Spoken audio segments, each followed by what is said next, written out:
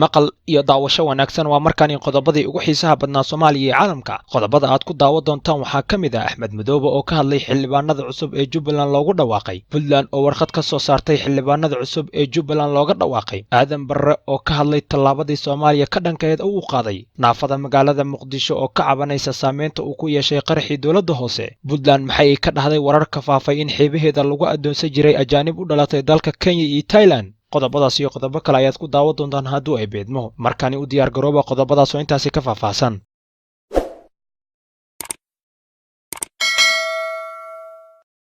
hogaamiyaha aqlabiyadda baarlamaanka Kenya Aadan Barre Ducaale ayaa mar kale ka hadlay dooda Kenya ee muranka gelinayso biyaha Soomaaliya. Aadan Barre Ducaale oo dhawaan baarlamaanka Kenya horgeeyay qaraar ciidamo lagu geenayo dhulbadeedkaasi ayaa sheegay in marnaba uusan ogolaanaynin in taaka ka mid ah biyaha ama dhulka Kenya ay qaadato dowlad daris la ah Kenya sida Soomaaliya, Itoobiya ama Koonfurta Suudaan. Aadan Barre ayaa sheegay in uu isagu yahay qofka saddexaad ee ugu sarreeya dalka Kenya. dadka Soomaalida ah faa'iido ayay ku qabaan Kenya ay ku heesan dalalka dariska. waxa uu sheegay in madaxda Soomaalida ay inta badan degan yihiin Nairobi, xaasaskoodana iyo ganacsigooda ay u yaalaan dalka Kenya. hogaamiyaha aqlabiyadda baarlamaanka Kenya Aadan Barre Ducaale ayaa yiri, aniga maalinkii waxaan ahay Kenyaan, habeenkiina waxaan ahay Soomaali. madaxweyne Farmaajo iyo madaxda kale habeenkii waa iswacnaa, waana isla caawin karnaa. waxa uu raaligelin ka bixiyey hadalkii uu toddobaadkii hore sheegay oo uu xusay in dad ay si qaldan u fasireen, isaga oo sheegay in arrinkaasi la xallin doono. waxa kale uu tusaale u soo qaatay madaxweynaha dowlad deegaanka Soomaalida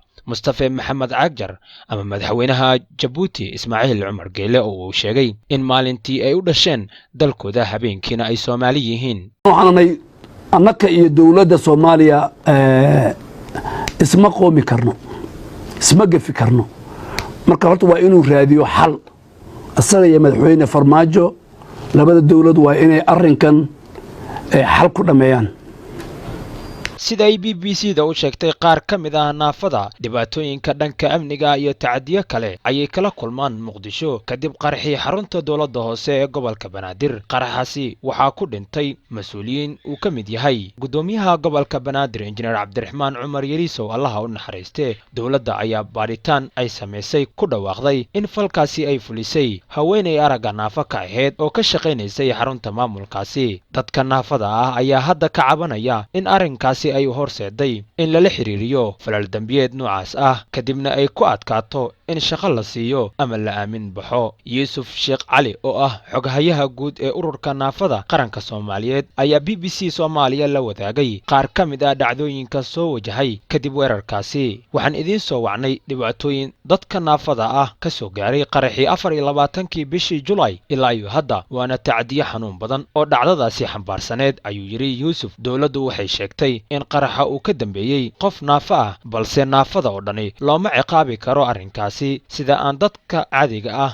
ee aan naafada ahayn loola xiriirin dambiyada ay geystaan dadka kale ee aan naafada ahayn. xukuumadda Puntland ayaa u hambaliyeysay xildhibaanada cusub ee baarlamaanka Jubbaland oo maanta lagu dhaariyey magaalada Kismaayo. war-saxaafadeed ka soo baxay madaxtooyada Puntland ayaa sida oo kale lagu bogaadiyey hanaanka ay u socoto doorashada madaxtinimo dowlad goboleedka Jubbaland, waxaana Puntland ay rajo wanaagsan ka muujisay in doorashada Jubbaland ay dhacdo sida loo qorsheeyey faragelin la'aan. waxa kale ee dowladda Puntland ay guddiga doorashooyinka Jubbaland ku dhiirigelisay in ay doorashada u qabtaan si daahfuran, iyada oo shacabka iyo dowladda Jubbaland ku ammaantay sida ay iskugu duubnida leh ay ugu gudbayaan marxaladda doorashada iyada oo guul u rajaysay. madaxweynaha Jubbaland Axmed Maxamed Islaam ayaa hambalyo u diray xildhibaanada baarlamaanka labaad ee dowlad goboleedka Jubbaland ee xalay lagu dhawaaqay isla markaana maanta lagu dhaariyey Kismaayo. madaxweynuhu wuxuu xubnaha cusub ee ka mid noqday baarlamaanka labaad ee Jubbaland ugu rajeeyay in Rabbi la garab galo mas'uuliyadda culus ee dadka reer Jubbaland ay u dhiibteen, taas oo ah ammaano culus oo ilaalin iyo ku adeegid mudan. dhammaan shacabka reer Jubbaland ayuu madaxweynuhu ugu baaqay inay garab istaagaan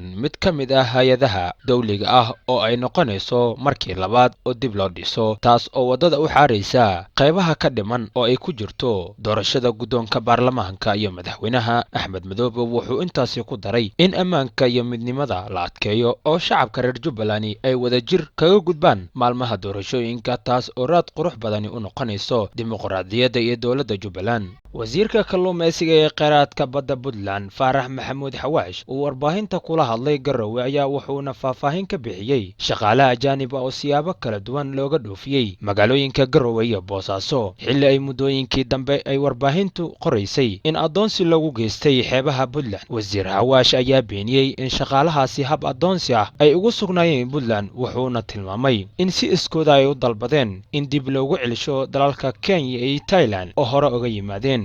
niman u dhashay waddanka Thailand oo kalluumaysato ahaa oo la yiri waxa lagu haystaa xeebaha Puntland gaar ahaan xeebta Boosaaso.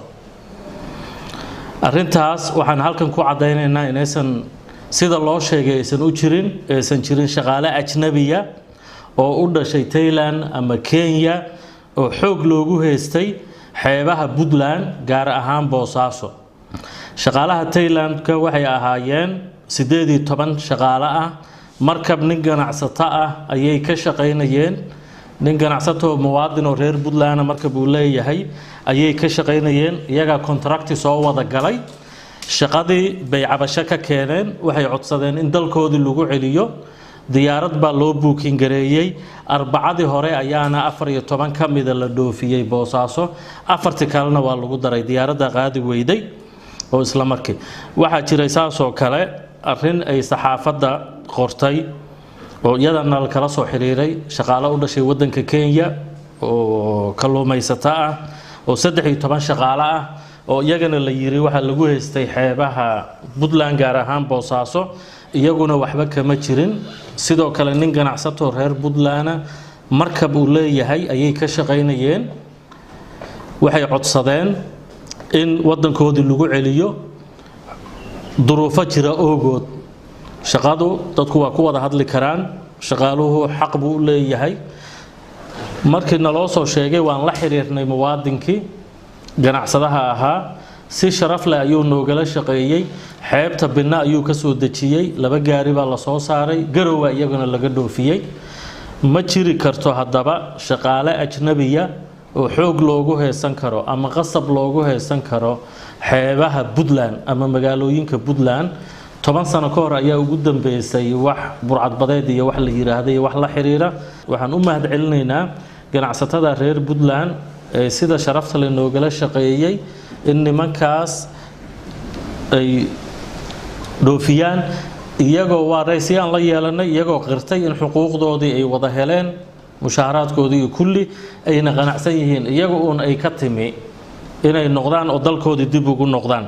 dhinaca kalena wasiirka ayaa wax laga weydiiyay nin Kenyaan ah oo shalay lagu dilay gudaha magaalada Boosaaso. waxaa jira nin Kenyaan oo shalay Boosaaso lagu dilay oo u shaqaynayay shirkad la yiri waa kalluumaysato. shirkadaas oo aan wasaaradda ka diiwaan gashaneen iyaduna baaritaanadii kulli markay dhamaadaan baashir saxaafadeed qaban doona isla usbuucan insha Allah. ugu dambeyntiina wasiirka wasaaradda kalluumaysiga iyo kheyraadka badda Puntland ayaa ka warbixiyay xaaladda degmada Caluula oo go'doon ku jirtay muddooyinkii ugu dambeeyay. oo wadadii mudday qaadanaysaa wadadii Kalabeer ilaa Caluula dhismaheedii waqti badan buu qaadan doonaa. diyaarad usbuuci hal mar ka shaqayn doonta insha Allah. iyada raacnana waa suuragal. waxaa loo dhagax dhigi doonaa qoorigaasna waa la dhagax dhigi doonaa shaqadiisa waa bilaabanaysaa. dugsi sare waa la dhagax dhigi doonaa oo magaalada ah. airportka waa la furi doonaa. qiimeynna waa lagu sameyn doonaa wixii ka dhiman. xaafad cusubna waa la dhagax dhigi doonaa insha Allah oo badda ka durugsan. xeebihii cimiladii isbedelka cimilada adduunka oo dhan buu saameynayaa. badihii waa soo kacayaan oo kor bay u soo kacayaan. magaalooyin badan oo Boosaaso ka mid ah xataa qatar ugu jira sababtoo ah badii bay ka hooseysaa. magaalada Xaaba qatar ugu jirta.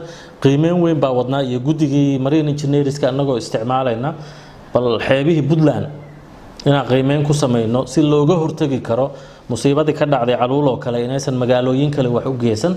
reer Caluula waa u soconaa waana u tagi doonaa insha Allah.